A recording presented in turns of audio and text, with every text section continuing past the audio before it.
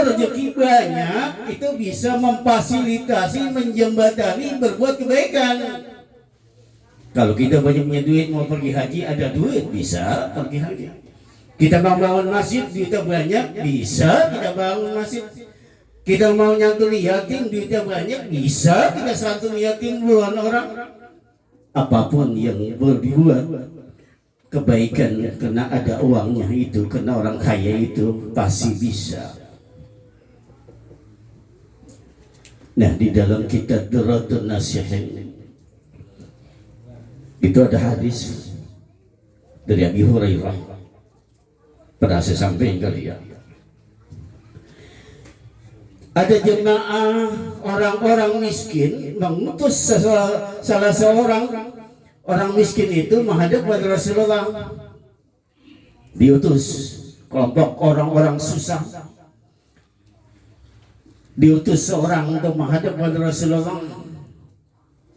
Berangkatlah utusan itu sampai kepada Rasulullah, lalu berkata, ya Rasulullah, ini Rasul Fuqara.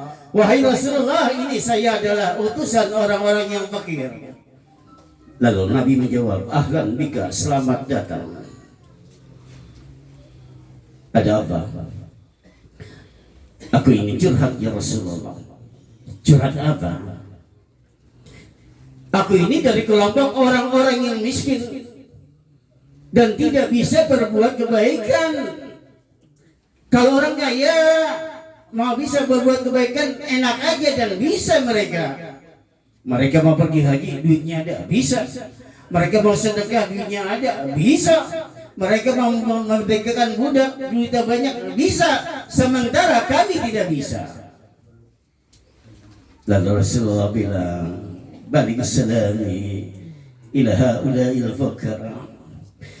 Wahai utusan orang-orang fakir, orang-orang miskin, sampaikan kepada jemaah kamu bahwa nanti orang-orang yang fakir itu akan diberikan 3 perkara yang tidak diberikan kepada orang-orang kaya. Hanya orang fikir, orang-orang miskin, orang-orang fakir yang berikan. Apa yang pertama? Yang pertama kata Nabi, nanti di dalam surga itu ada yang namanya ghurfa. Ghurfa itu terbuat dari yakut hamra, mutiara yang warnanya merah. Posisi ghurfa itu adanya di atas. Kalau bahasa dunia ghurfa itu namanya pila. Nanti di dalam surga ada pila. Pila itu posisinya di atas surga. Seperti kita di dunia, itu pilanya itu adanya di langit. Orang yang masuk dalam surga lihat itu pilanya di atas, tapi tidak bisa masuk ke sana, tidak bisa naik ke sana, kecuali yang bisa masuk rombongan Nabi, rombongan Rasul, orang yang mati syahid dan orang miskin yang sabar akan masuk nanti, naik ke ghurfah, naik ke pila yang ada di dalam surga yang di atas. Begitu kata Nabi. Yang kedua, orang yang miskin itu masuk ke dalam surganya lebih dahulu dibanding orang kaya. Tapautnya 500 tahun. Orang kaya sudah masuk ke dalam, orang miskin sudah masuk dalam surga 500 tahun, baru kucuk orang miskin, orang kaya baru masuk surga 500 tahun tapautnya. Yang ketiga, kalau orang miskin baca zikir subhanallah walhamdulillah wala ilaha illallah wallahu akbar, orang kaya juga baca itu sama subhanallah walhamdulillah, itu pahalanya beda. Bacaannya sama, pahalanya beda. Banyakkan zikir orang miskin yang dibaca dibanding zikirnya orang kaya, walaupun zikirnya sama seperti tahlil la ilaha illallah, kita sama, tapi pahalanya orang miskin lebih banyak dibanding orang kaya. Sedekah, orang kaya 100.000, orang miskin 100.000, kan sama-sama 100.000, tetapi pahalanya banyakkan orang miskin. Mengapa banyakkan orang miskin? Sebab orang miskin uang 100.000 itu nyarinya dari keluar keringat dari atas sampai ke bawah. Sedangkan orang kaya duit 100.000 tidak ada apa-apanya. Beda orang kaya ngasih 100.000, orang miskin masuk ngasih jarinya juga 100.000, pahalanya beda. Itu yang akan diberikan. Sampaikan salam aku kepada orang-orang miskin. Baik ya Rasulullah, jawab utusan orang-orang miskin, bagilah pulang. Mau jadi orang miskin? Pak, mau jadi orang miskin? Jawabannya pasti nggak mau juga, walaupun sudah dijelaskan begitu. Tapi kalau suratan takdir dan miskin, jangan bersedih, bersabarlah. Allah akan menjamin tadi 3 hal itu yang tidak diberikan untuk orang kaya. Yang ketiga, orang semuanya takut dengan yang namanya kematian. Ada yang berani mati? Saya hadiahin HP, hari ini mati mau? Tidak ada satu orang pun yang nunjuk berani mati. Semuanya ogah, semuanya takut sama mati.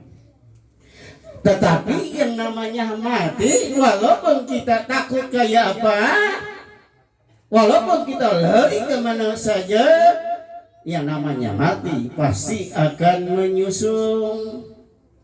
Ayat yang sering dibacakan, Qul innal mautal ladzi tafiruna min fa innahu mulaqikum. Katakanlah hai Muhammad, sesungguhnya mati yang kamu lari, yang kamu ngacir dari mati itu, mati pasti akan juga menyusul. Aina takunu yudrikul maut walau kuntum fi burujin musyayyada. Di mana saja kamu itu berada, bahkan kamu ngumpet di bentengan yang tertutup yang kuat, pasti masih itu akan menjumpai. Jadi walaupun takut kayak apa, pasti mati itu pasti akan datang kalau sudah sampai ajalnya. Yang jadi pertanyaan, dan mari kita renungkan, apa yang kita bawa untuk bekal mati? Yuk kita mengkaji sedikit wasiat baginda Rasul untuk kita jadikan bekal hidup kita. Rasulullah pernah berwasiat kepada Abi Dzar. Apa wasiatnya? Ya Bazar, jadidi safina fa innal bahra amikan. Wahai Abi Dzar, perbaharilah kapal. Sesungguhnya lautan itu sungguh sangat dalam. Ini kalau kita lihat redaksi hadisnya ini, mohon maaf guru, ini kalau dalam balaghah namanya tasbih. Kehidupan itu diumpamakan seperti kapal. Kata Rasulullah, perbaikilah kapal kamu, baruilah kapal kamu. Sebab perjalanan itu akan menempuh di mana akan berhadapan dengan yang namanya ombak, angin topan dan juga karang. Karena perjalanan itu lautnya sangat dalam, kata Nabi. Jadi kita harus memperbarui kapal. Apa yang maksud kapal ini? Iman. Iman kita andanya harus kita selalu perbarui. Dengan apa? Salah satunya kata hadis baginda Rasul, jadidu imanakum bila ilaha illallah. Perbarilah iman kamu itu dengan selalu mengucap kalimat la ilaha illallah. Itu dalam rangka memperbaharui iman. Ini la ilaha illallah, Pak. Dalam riwayat, ketika kita baca kalimat la ilaha illallah, la ilaha illallah, itu aras yang ada di langit itu goyang. Tapi bukan goyang inul, goyang.